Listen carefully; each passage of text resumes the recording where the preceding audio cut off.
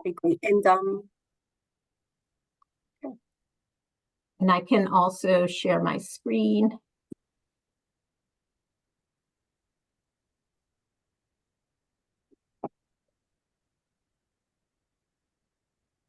Wonderful. So I'd like to note that this is the BWSC office hour for March 28, 2024. And this meeting is being recorded. And this is meant to sort of follow tradition that started way back with the COVID times, and former Assistant Commissioner Paul Locke brought this forum to the virtual world and served to provide a lot of communication, coordination, and just some good humor during difficult times back in 2020.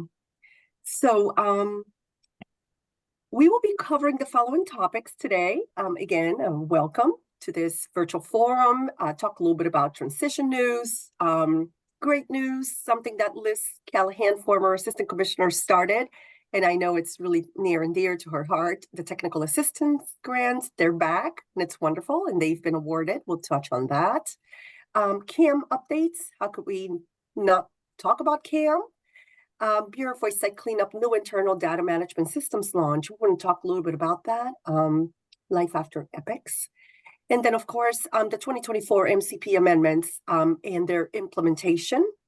We will wrap up with a little bit of brownfields updates and then federal PFAS maximum contaminant level status report, what we know and what we don't know. So, Liz, if you'd be so kind as to press on the next slide. First of all, forgive me, I'm a little bit under the weather here, but just to note that it's really exciting to come back to the Bureau of Voice Site Cleanup. This truly is an honor for me to be back working with so many wonderful, iconic regulators and just beautiful people that really love this program and transform the way that Massachusetts addresses environmental contamination legacy sites through a process that, again, it's wonderful to be able to say first in the nation, bringing the privatized program and that wonderful collaboration through the association and, of course, the LSP board together with DEP to, again, move all these sites across the process in a way that's protective of human health and the environment.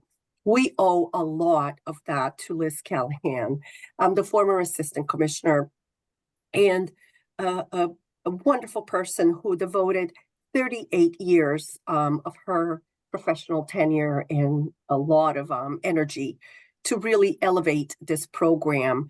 As you all know, Liz joined DEP back in the Northeast Regional Office in 1986, and her career has really expanded into so many different roles, and again, culminating as former AC. So I have a world of gratitude, Liz, for everything you've taught me, and for also providing me the opportunity to stand in front of everybody here, coupled with so many. I'm excited to let you know that Liz is going to be providing transition support, which is so important. And I think some of y'all may have noted that Paul Locke is in the background. He's also providing us a little bit of transition support on some key areas that the Bureau is going to be focusing on for the rest of the fiscal year and then starting the new fiscal year. So I'm delighted to be working with these high professionals, high thinking individuals. I thank you so much, Liz. For those who know me or don't know me, I served as the former regional director in the Southeast region, serving 84 cities and towns, doing the oversight for 100 programs. That really provided me a very just broad and insightful opportunity with regards to the need to learn what's happening in the drinking water world so that we can best address issues that happen on the program land side. The Southeast region is a really busy region, and as many of the other regions. So again, this is just great. Prior to serving as regional director, I was the deputy regional director for BWSC. And I also, in the last 6 months of 2023, at the request of Commissioner Heipel, served as the acting LSP board executive director, which thankfully now is here. We have a new person to replace me because it was just a lot going on. So we have Terry Wood, who is the new executive director for the board. I also serve as the SWAMO Executive Committee member, past president, and that will end in 2023.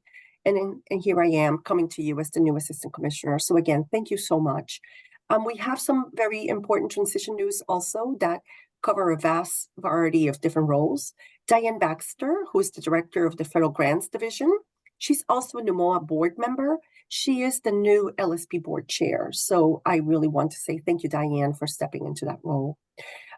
Expansion positions, that's really a very important topic because our department set forth a very robust campaign to recruit, retrain, and basically recruit and move forward with some key expansion positions, not only in Boston, but across the regions.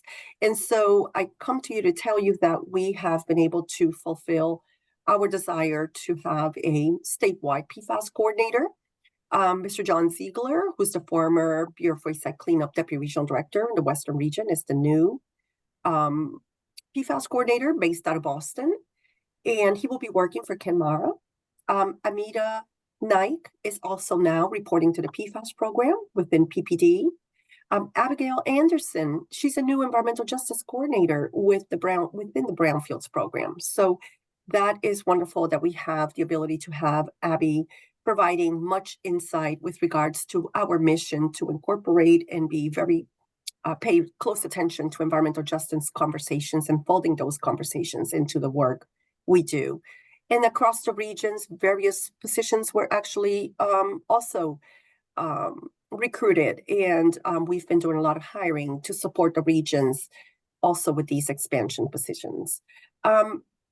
Catherine Skiba is the new acting Bureau of Wayside Cleanup DRD in the Western region, given that John is now working for Boston. So thank you, Catherine, for stepping into that acting role. Much appreciated. Next slide, please. Okay. So I was gonna jump in. We run through those, Ken. Thank you. Yeah, just very quickly. Good morning, everybody. Two couple quick items. First is the technical assistant grants. They've been awarded finally, $160,000 spread over 8 applicants, or $20,000 each, which included 4 municipalities and 4 community groups. So they're in the process of scope and contract right now, but that work is underway. It's been a while, so it's almost time to start the next round of TAG grants, and that will be happening sometime soon. Nancy Fitzpatrick and Peggy Shaw will once again be coordinating that effort. Next slide.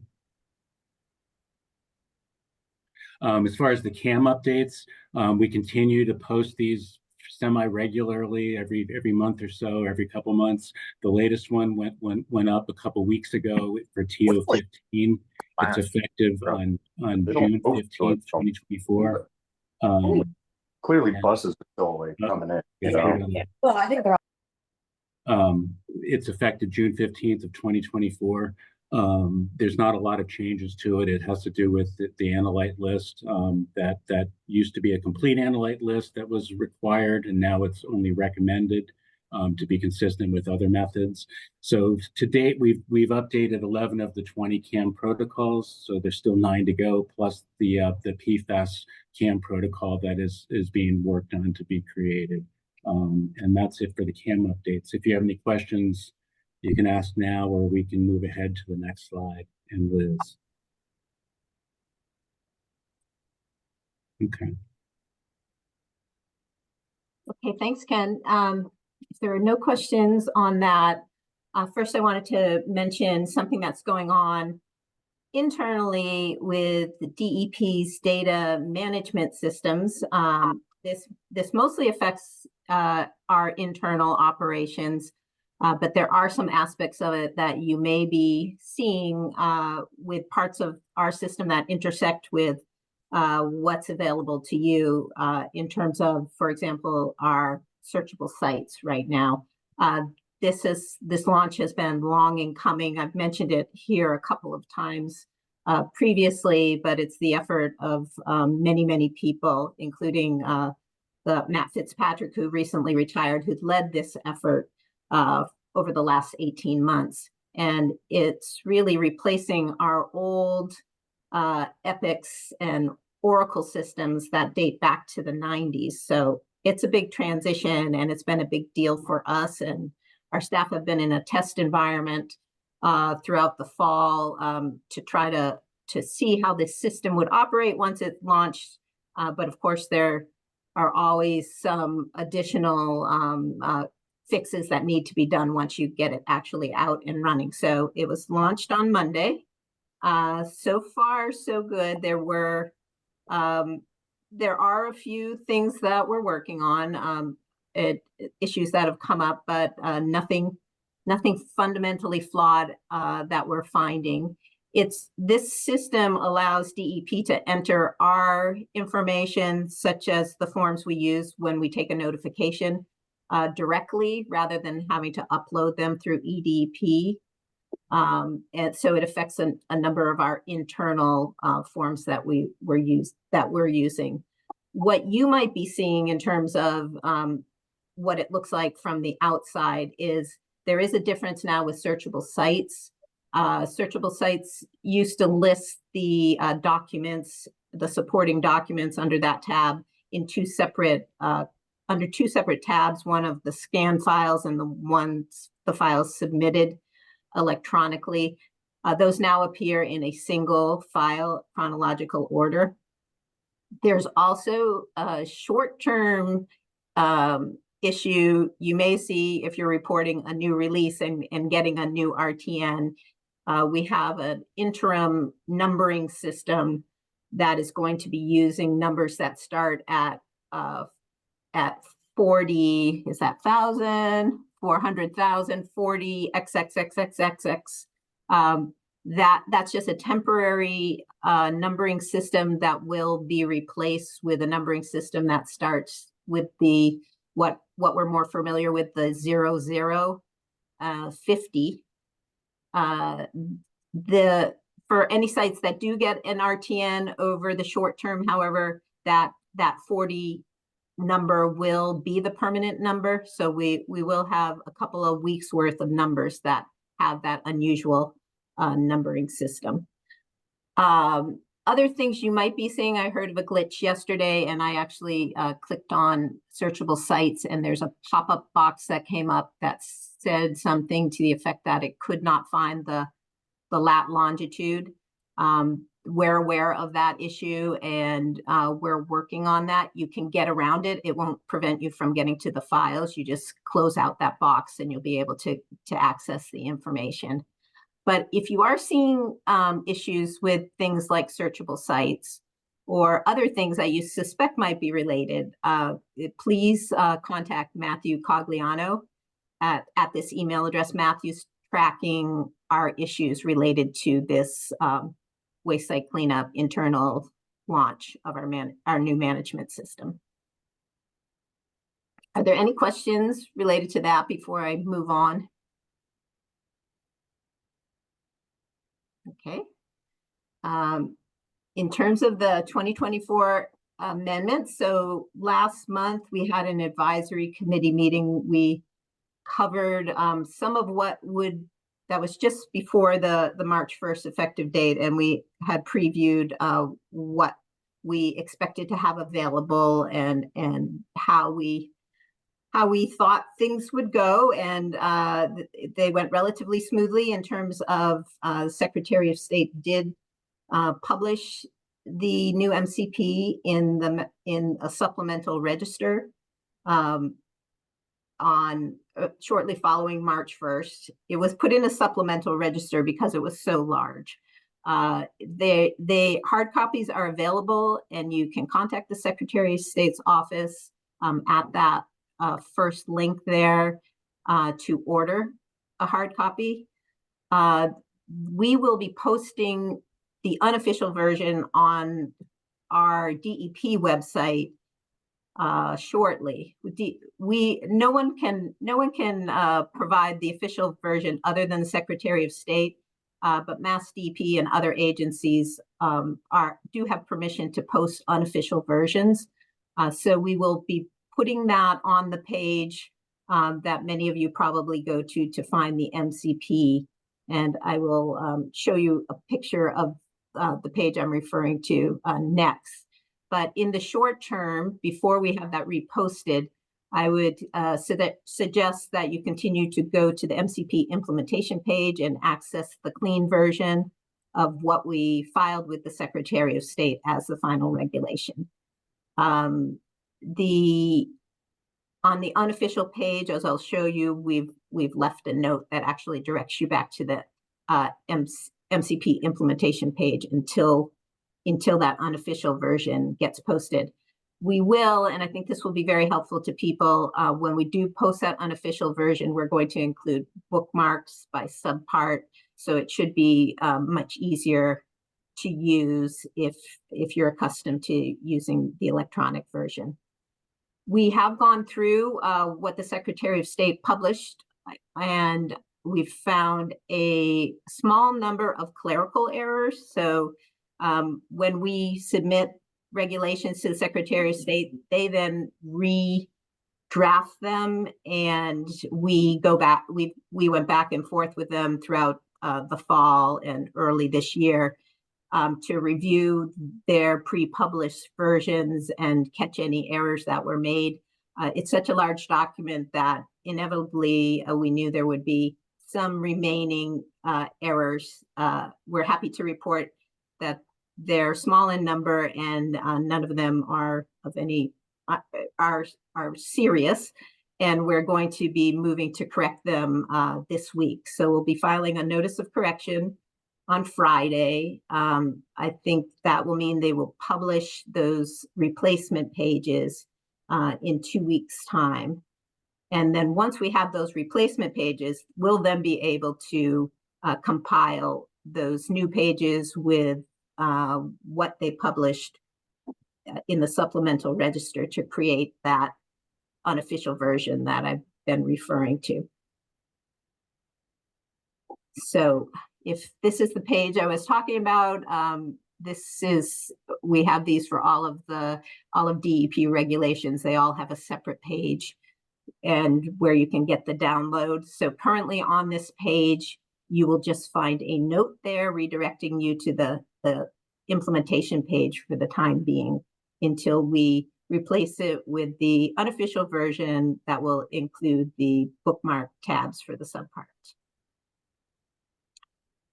Other news related to the MCP implementation. This is the page that we've been directing you to for the last couple of months. It's still up there, and we have on it not only the clean and redline version of the MCP, but the 2024 MCP, but also response to comments and related information as we've been posting it. On March 1st, we had posted public review drafts of the activity and use limitation guidance and the first 5 chapters of the risk characterization guidance. We received a request just this week from the LSPA for additional time for review. They requested an additional 30 days, which we've agreed to. So we will be updating this page. Right now, both the documents and the notes ahead of them indicate that the review deadline is May 1st. We will be changing those to reflect the extended June 1st deadline for that review. Also, with respect to the risk characterization guidance, we plan on rolling out additional chapters of that. The next ones will be chapters 6 through 10. And I may ask Ken to remind me what is contained in 6 through 10. And then chapter 11 is the method 3 risk characterization chapter, which is a long chapter. There are also eco-risk chapters. So we are going to roll those out in a phased approach so that you all of you who are interested in reviewing and commenting only are dealing with one set of chapters at a time. So we won't be sending out the next group of chapters until the June 5th deadline. That is the plan that we have. Yes, Liz, chapter 6 through 10, which will be coming next, is background and method 1, method 2. So it'll carry everything through method 2. Chapter 11 is the huge one. That's method 3, as Liz said. That'll be coming later. Thanks, Ken. Other things related to MCP implementation, things that have been posted and things that we're still working on. We updated the online MOML on March 1st. We also have posted the updated activity and use limitation forms that you use from March 1st forward, and their method 1 standard spreadsheets. And method in December, we published the method 3 short forms. And more on that. We are going to be updating those this week as well. And also available starting today are some of the updated waste site cleanup transmittal forms. So with respect to the short forms, we had first posted them, I think it was in November. DEP noticed some errors and we reposted them in December. In February, we received some additional comments from the LSPA for issues both related to some of the values as well as formatting and questions about and suggestions about additional short forms to be created. So we've made some of the changes that were identified in the LSPA's comments. In terms of just a quick summary, we updated a note related to the use of the PFAS drinking water numbers, clarified that.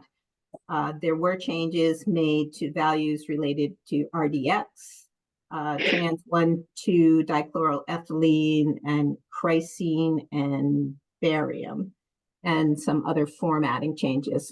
So when we repost these today, inside the folder, you'll find a summary that goes into detail on the revisions that were made most recently. So moving on to what we still are working on. We're working on providing Q&As related to the 2024 amendments that reflect the questions that we received, in particular from the training that was done in January. We're intending to publish that in a couple or two, at least 3 parts, it looks like at this point. The climate questions that have been ready to go for a while, and we held on to them thinking we would fold them in with the rest of the questions, we intend to post this week. The next set of questions will be related to risk characterization. And then the third section will be other topics, and we're going to work to get those out over the next month or so. So we have them all under development. It's just a matter of getting some additional eyes on them and then moving them forward to be posted. We have yet to update the BWSC 124 notice about immediate response actions. There are some changes to the text of that related to the amendments. We'll be working on that as well. Additionally, and the LSPA reminded us of something we mentioned during training, is that with respect to the new change that would allow notices to be sent to local officials, public involvement related notices to be sent by email, as long as you have the agreement of the local official. We had indicated in training that we would communicate to local officials about this change, and that would then facilitate LSPs and PRPs being able to reference, consistent with the new change to the MCP, we are requesting that we be able to provide you these notices by email. So we will be working on that. We think we can accomplish that in the next couple of weeks. We'll work through our outreach office that we use for grants and other things to make sure we're identifying the best ways to notify local officials whether we do it by email to them or post something in the Mass Municipal newsletter, those types of things. And then once we have that done, we will let you all know a way that you can reference that communication that we provided so that it can help facilitate reaching out to local officials on that notice. Liz, I think Joel had a question on the chat. If you want to address that one.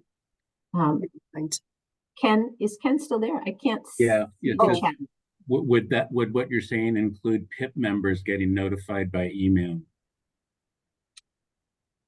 I don't think it would, Joel. I think the reference is specifically to whatever's covered in, well, I maybe I should say, let me look at that.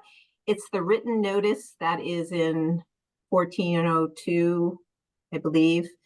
And so if that PIP notice is considered a written notice, then I think it could cover that. But this is specific to notifying local officials. So it's not written for notifying other parties. And I would imagine in a PIP plan, there might be something set out. There might be some agreement established in a PIP plan about how people want to be notified as well. So that's another way to handle that. Yeah. I'm moving on to transmittal forms. I mentioned that we're updating some of the transmittal forms used to submit MCP submittals to reflect the amendments. The ones that are I think available today, the term that was used was going into production, which I've been told means they're going live. Include the following forms listed here. And we will be doing some additional minor editorial updates to some other forms. It's just text changes related to updating addresses and email addresses and that sort of things for the additional forms. Just to give you a sense of some of the things that changed on the transmittal forms, you can see here, this is the BWSC 104 for permanent and temporary solution statements.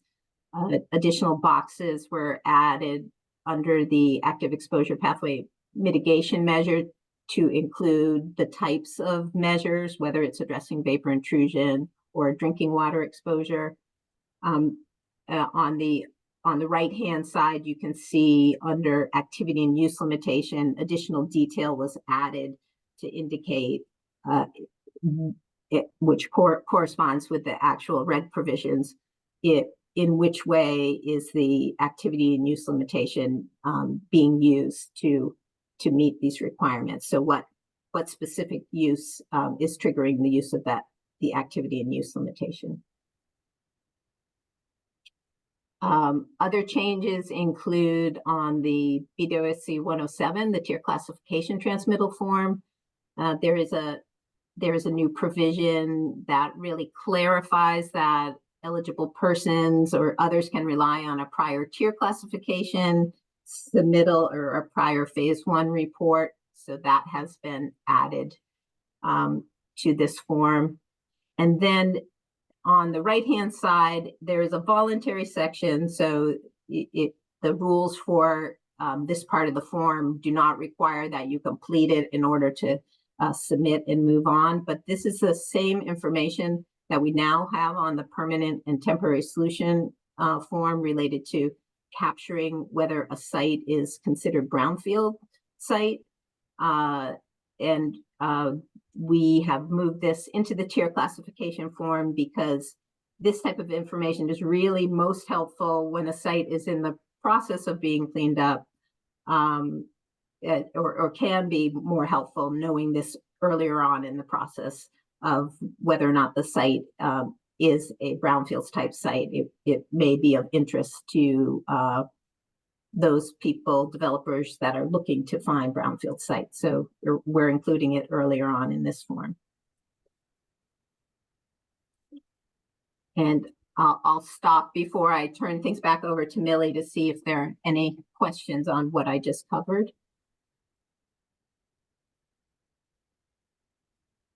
On the correspondences with cities and towns, they mostly function by email, and that's primarily what we use. If you're having back and forth with towns and cities and different agencies within towns and cities, is that, a sign that they've agreed to receiving stuff by email? The fact that they're responding and there's back and forths. I believe it is. I think I'll just give you a little background on that provision. When we put it in the public hearing draft, we asked for written confirmation from them that they would be accepting the form, and I think we backed off on that and just said as long as there's approval. So that's a good point. I think that does indicate that they're accepting of this information. I think we should think about whether we can put that out there as an indication that they're agreeable to receiving the information. The one thing we're concerned about with local officials, well, a couple of things. If you just start emailing them and you don't have an indication that they know what this submittal's about, they often, local officials change. They change fairly frequently, so you don't know whether it's been received. So the concern is that we know that they know what this is, that they're going to take this and make it part of their records in receiving it by email. So that's what we're trying to get at with having some indication that they're agreeable to receiving it by email. Matt, I see your hand up. Thank you. Yeah, just to follow on, I guess what I was wondering is, I mean, it seems like if you're notifying them, would it be possible for them to, when you notify them to say, look, would you respond indicating whether or not you'll receive things by email? And if so, then MassDEP will add you to the list of communities or whatever on the website that, so that LSPs will know, okay, Hingham will take stuff by email. It's official. I know the idea of creating a list, the LSPA had offered to help with creating a list. One concern we had about that is that, well, let me just back off and say that I believe that most local officials would welcome receiving things by email, and that this will probably work best for everyone. So I think that's our starting assumption, that they're going to be mostly agreeable to doing this. It's less processing for them. They don't have to handle paper. I think it works that way. But there's email. You also are concerned that the email doesn't reach them, or it might not reach the right person. So that's why we were looking to have some acknowledgement that yes, we're good with receiving these notices. In terms of creating a list, the one downfall we saw in that is the fact that local officials do change over time. Maybe a community list that, yes, for all time, Hingham will accept these notices could be possible. But in terms of keeping it up to date, there was a concern that things could change and then it would be out of date. So let us think about it a little more. What I can say is I do think our communication to them about, here's a new requirement, you may be asked if you will accept a notice by email. This is what that's all about, will help facilitate the conversations with them. Yeah, just as, excuse me, as a side commentary, reflecting on many of the programs where MassDEP transacts electronically, it's generally acceptable and almost expected in this era of just rapid information and efficiency. Also with some cities and towns, boards of health, select board offices closing at different times, working virtual. This has proven to really survive during COVID times and bolster our ability for greater communication. And often these boxes are set in such a way that they go directly to the chair of the board or a chief municipal officers, boards of health. So every and all suggestion welcomed, and we will definitely ensure and explore that we collaborate both with the LSPA and other associations like the MMA, etc. We will gather the necessary information to arrive at a list that reflects the current state, and we will continue to move in this direction akin to other programs at DEP. Okay, Liz, thank you so much for a very important set of information, specifically as we're contending with just ensuring that there's a good rollout that basically serves to effectuate all the great work that you and your team did over the past years. So I just wanted to very quickly switch you over to MassDEP's involvement both at, when I say regional, I mean New England states, right? Region 1. Regional coordination with our partners, friends, both at the US EPA, other federal agencies, as well as New England state bordering states that are under the rubric of the Region 1 map. And I'm going to start actually then with sort of like what's to come. There's two particular opportunities for coordination and specifically for topics that deal with the land programs. And often I talk about land programs to reflect that as regulators, we work in the CERCLA brownfields world, the federal facilities world, the hazardous waste, materials management, tanks. We have that collaboration also, some nexus with BAW, the Bureau of Air and Waste.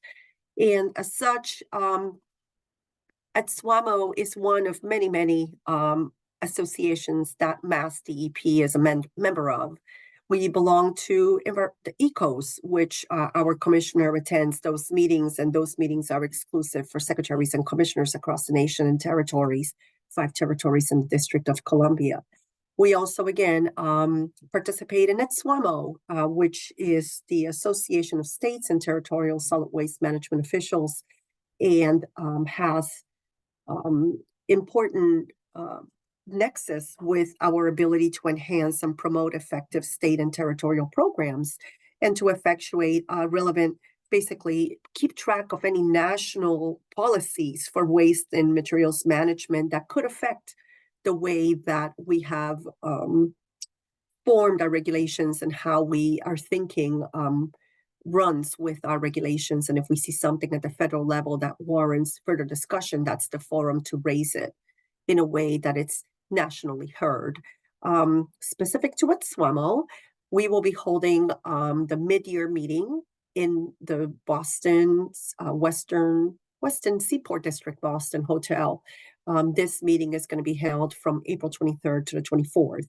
I'm excited to report that we have a robust attendance list. We have over 350 members from across all the states across the nation and territories. And we look forward to having officers, senior leadership from the EPA headquarters provide their perspectives on the hot topics for all of the various land programs, as well as our Commissioner Heipel will be delivering the opening remarks alongside Administrator David Cash. So that is taking place in Boston.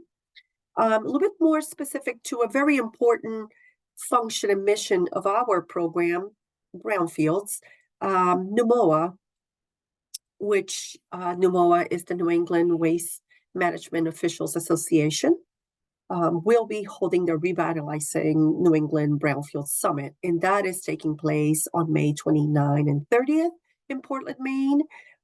We have a very strong contingent of DEP staff that will be attending that summit. It is extremely important for us to ensure that we have proper training and coordination because the EPA is really entrusting a very important piece of the Brownfields program to our regulators so we can do a better job coordinating, talking to LSPs, redevelopers, municipal officials, etc., in order to advance the tenants of brownfields. So those are some of the key issues that meetings and summits that will be taking place in the near months. You can just advance. The next slide. Okay, we wanted to also illustrate that MassDEP, thanks through the great work from David Foss and his team and the entire regional teams also, I'd be remiss if I didn't mention the regions, do a great job in moving forward, identifying and moving forward brownfield sites work across the Commonwealth. And through the auspices of the EPA Section 128A grant, the bipartisan infrastructure law, we are able to actually advance a lot of work. And I just wanted to at least demonstrate that we have great representation from projects at various locations throughout our state. And I would like to just take 1 minute to highlight a wonderful groundbreaking that took place on March 26th, just this week. So if we don't mind advancing to the next slide. Oops, sorry, I just wanted to, great. So Mary Dennison Park, groundbreaking. This is a long time coming, and Assistant Commissioner was not able to attend, but we had our commissioner basically serving as the key speaker, one of the key speakers here at this wonderful groundbreaking. David Foss was able to attend, and Abby, the coordinator. And basically, this groundbreaking ceremony, which was hosted by the city of Framingham, again, in support of this project, celebrated the fact that this site will be remediated, regraded, and there's going to be a construction of a very large new recreational facility in South Framingham, which is an environmental justice community. As illustrated in the other slide that we just showed, the Bureau of Waste Site Cleanup is contributing $500,000 out of the 128A bill funding to support this very important project. And also, this has a very interesting natural resources damages component to it, since the NRD program also awarded the city of Framingham with a $157,000 grant so that they could complete the Beaver Dam Brook stream restoration project at this particular park. And that particular grant includes the design, permitting, and the construction of a stream restoration to enhance the stream habitat. And there's a lot of stream bank erosion that's being addressed through this project, including also flood storage capacity. So, which for this particular brook, it is a tributary to the Sudbury River. So I think projects are best positioned when we have great thinking and thinking about how we can bring about all these great funding pockets together to sort of converge into a great success story.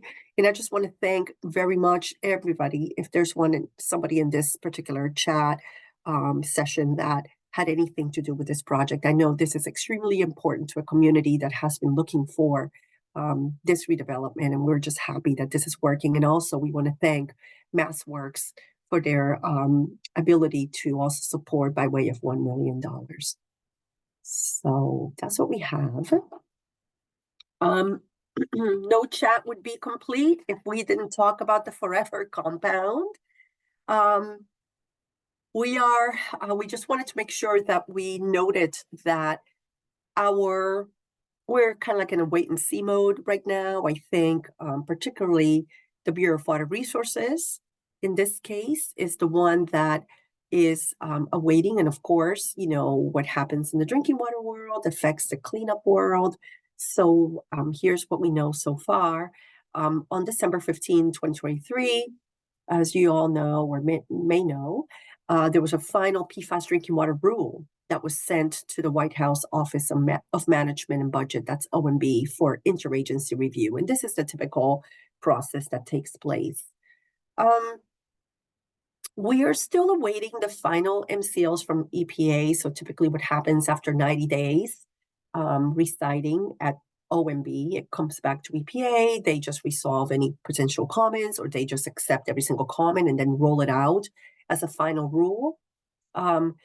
March 15, I believe, marks the 90 days. So we are in the wait and see mode right now in terms of what's going to happen next. We are hoping that there might be some traction on this, and it could be sometime in April. We're not sure.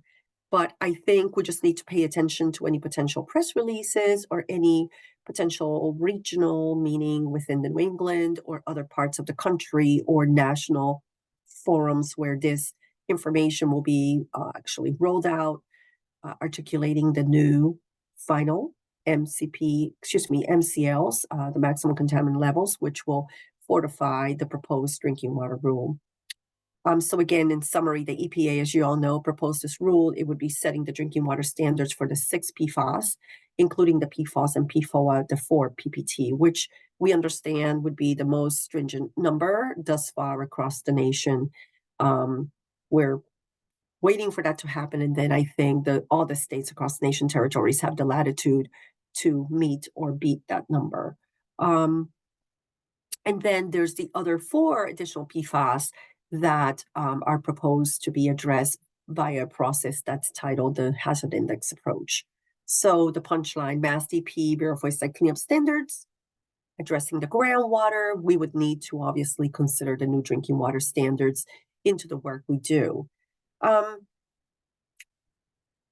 We continue to coordinate with the Office of Research and Standards, and in summary, the EPA, something that we've learned through Dr. Mark Smith and his work, keeping us posted with the inner workings of the change of science in PFAS, is that the EPA included the 2 PFAS in the proposed drinking water regulations. Those not addressed in the Mass MCL, and those that EPA included are Gen X and PFBS. And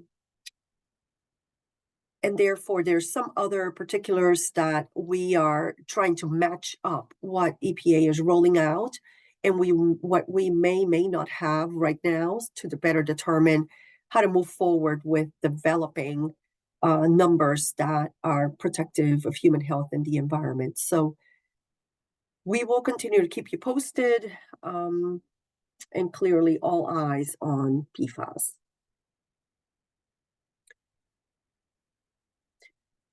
So at this time, we just wanted to at least take pause and stock. Grateful for Liz, all her amazing work. Grateful for the Commissioner and Deputy Commissioner Beeling for all the opportunities and support, especially to the program for helping us get the MCP rolled out. We have a great, terrific team of division directors, Diane, Ken, and George. They've been in place for a while, and they are the backbone of the work we do in Boston, in addition to all the terrific Boston regional staff. And just a special shout out to the Southeast Region team for 26 years of support, both as a Deputy Regional Director and Regional Director capacity. And clearly, most importantly, to all the MCP practitioners, the licensed site professionals, the attorneys, the association members, the public, the environmental justice community members. Without you, our program would be out of touch. So I am excited and looking forward to working with each and every one of you. And I really wanted to look for opportunities to further develop topics that serve to elevate our practice and continue to put our program on the map. Honor the tradition for so many wonderful past assistant commissioners. And I just want to dedicate this moment to Liz for all her amazing work. She's just amazing. So we have a next office hours coming up on April 18, and we want to hear from you. I know we may have a few more minutes left for a conversation, even if it's 7 minutes, but we're here, and we're happy to entertain any questions or look for future topics where you wish for MassDEP to endeavor. So the floor is yours, everybody.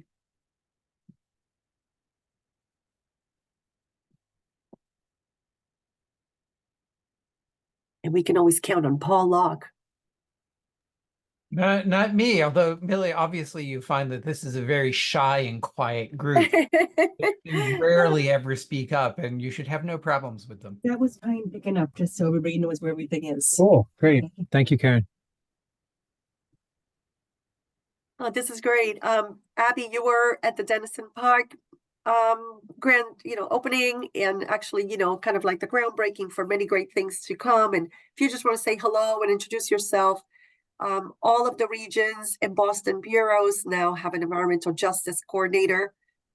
It's the law, executive order, and we are so happy to have you. If you just want to spend maybe half a minute sort of introducing yourself formally, that would be fantastic. Sure. Thank you, Millie, and nice to meet you all. My name is Abby Anderson. I'm the new Brownfields Environmental Justice Coordinator in the Boston office. My background is in environmental science and community engagement and climate resilience. So I'm coming from academia into government, and I'm really excited to be here and work with you all. So don't hesitate to reach out. That's wonderful, especially since some of the BWSC priorities, and we'll talk about this in future forums, include, just tracking the science of PFAS and making sure that the BWSC program fully understands the science and adapts and evolves with regards to program consequences, clearly. Brownfields, of course, with an emphasis in housing. We know there's a housing crunch out there. It's been happening for a long time. So all of our wonderful regional directors, deputy regional directors are tracking incoming requests for more solidified approach and strategies to improve the opportunities for housing. So that's really great. Climate change and resiliency, as Liz and Ken described, we have a full section that talks about the importance of climate change strategies and how we can maybe find opportunities for resiliency through that process, and also clean energy. So a slightly different portfolio from past years, but exciting opportunities for us to band together and work together and have the innovative solutions and really bring about what we need to do in order to meet the mission. So, and John, I think, why don't you introduce yourself, if you could, as the new PFAS coordinator? Yeah, thank you, Millie. Good morning, everyone. I do know several of you in my time as both audit section chief in the Western region and then as acting DRD for a period of time. I've been with DEP for about 20 years now. I'm a geologist by training with over 30 years experience and really look forward to tackling the PFAS questions head on. So if there's anything that you want to make me aware of, please do reach out. And, we're here to find solutions. So thank you. Excited to have you, John. Let's see. I don't know if Catherine Skiba is here. I know she was attending and maybe she just had to drop out for another meeting. Catherine, is there? I didn't see her. Okay. Let me check. Okay. I don't think she's with us any longer, Millie. Okay, no worries. And then I think Mark Baldy, I may have lost him just now. Oh no, here he is. You don't mind saying hello? And then I see a hand from Elliot. Thanks, Millie. Yeah, I'm Mark Baldy. I'm the Deputy Regional Director for the Central Region. And like John, I know many of you from my many years as an auditor, and then being the Deputy Regional Director for the past 9 years. And we're active in a lot of brownfield sites currently, a lot of PFAS sites. So if you have any questions about sites in the Central Region, feel free to give us a call. Absolutely. A lot of great work comes out of that region. Elliot, I see your hand. Good morning. Great to see you. Good morning, Millie. Welcome. I'm very glad to see you as taking over the large reins that Liz has carried. Thank you, Liz, too. I've enjoyed working with you greatly over the past many years. I do have a brownfields question, and it's in connection with brownfields tax credits. Is there liaison between wayside cleanup and the DOR relative to what qualifies as cleanup or remedial actions towards a permanent solution? I know that business on review, there's been hearings, but my personal experience is still an extremely frustrating one. And it seems that, as much as the brownfields tax credit program helped facilitate cleanup of lots of dirty sites up until maybe 2017. It's just really dropped off and hasn't really improved since the new regulations. I don't know if there's any back and forth, or is there anybody assigned to work with DOR and helping to interpret the submittals? Sure. Thank you for that question. So I have to tell you that we are so fortunate to have David Foss as our statewide brownfields coordinator, coupled with a number of really savvy attorneys that support the Bureau of Wayside Cleanup. And we are now obviously ensuring that we have emphasis added on every single potential tool that helps with the advancement of brownfields. So we do have staff that's assigned, and I've actually just now jotted down and added on DOR.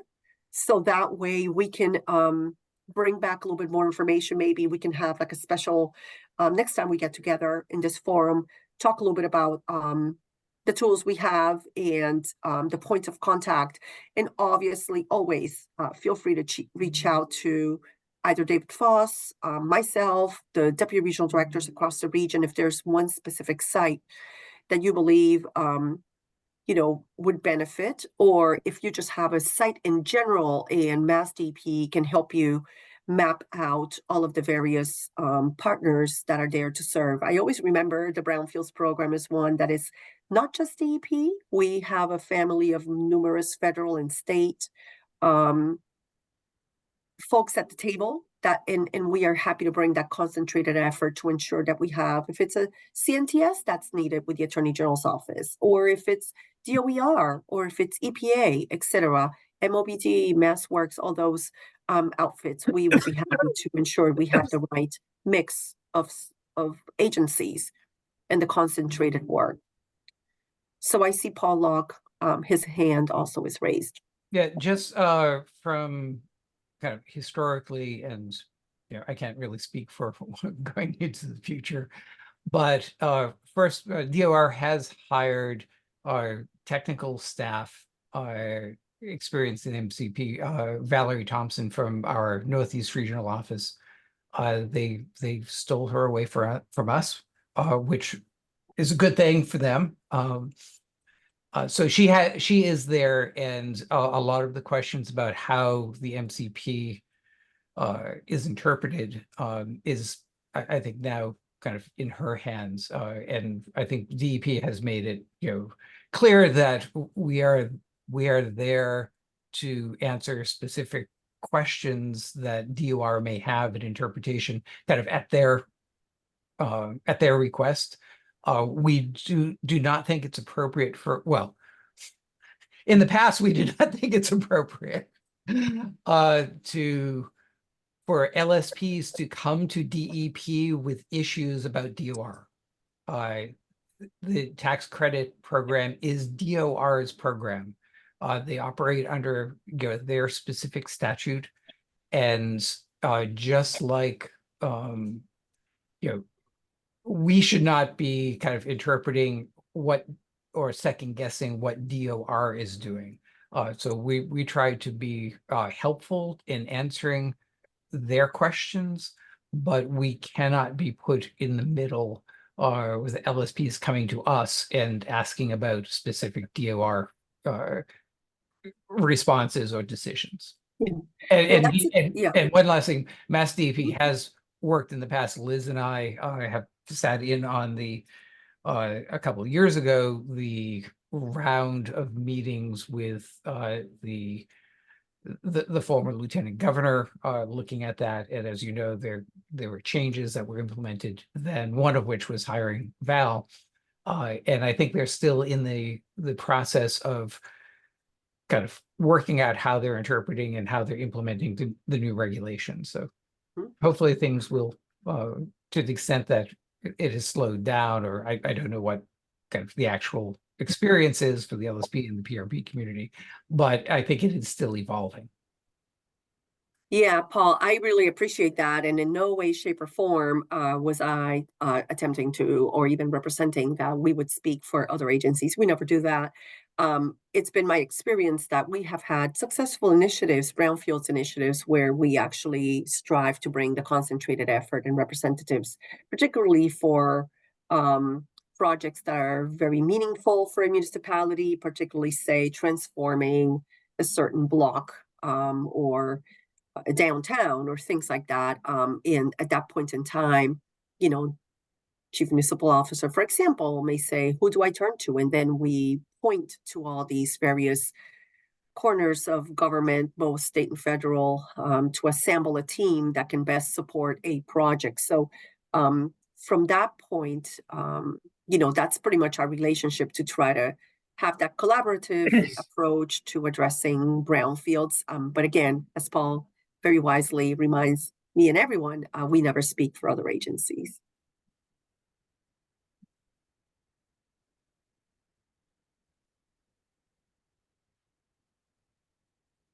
I don't know, Elliot, did that satisfy your questions, comments? Is that helpful?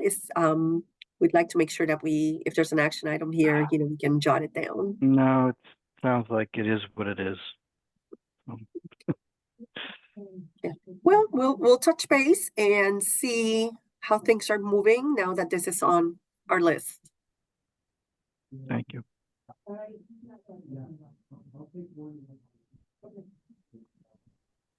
right. Any other questions? Comments? Wendy? I don't know if... Okay.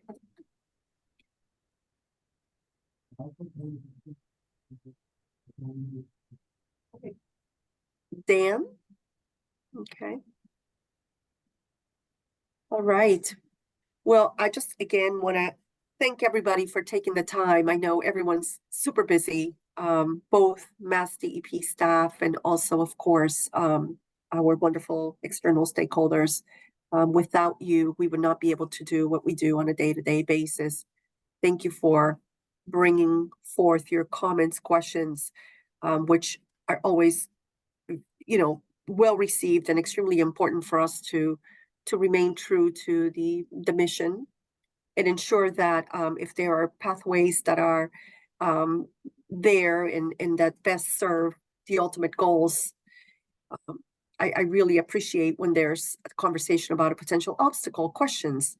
And I'm very excited, extremely excited to get to know each other in the next few years, months ahead. Looking forward to attending the LSPA Symposia. I think it's coming up on April 10th. Thank you, Wendy. And likewise, I hope that you will send me an email. And if you need me or you just want to have an informal chat, I look forward to that. As an operations person all my life, this job is vastly different. I can definitely tell you the world of policy is very different. But I'm very grateful to have Liz and this wonderful team with Ken and George and Diane and Paul in the background to ensure that we can continue to move forward with the intention and in our desire to have better, more timely, better cleanups, more protective cleanups. And with PFAS lurking, let's all buckle our seatbelts and continue that dialogue is going to be very important for us to come to grips with the new science, how that's going to be implemented in all of the various tools that we'll need to ensure that there's transparency, especially in the communications. So exciting times. And I just want to say again, thank you so much for your time today. If you need me, we're around. Please call me. And I'm looking forward to seeing you very soon. Thanks, Millie. Thank you. Thanks. Thanks, everyone. Bye, everyone. Bye-bye.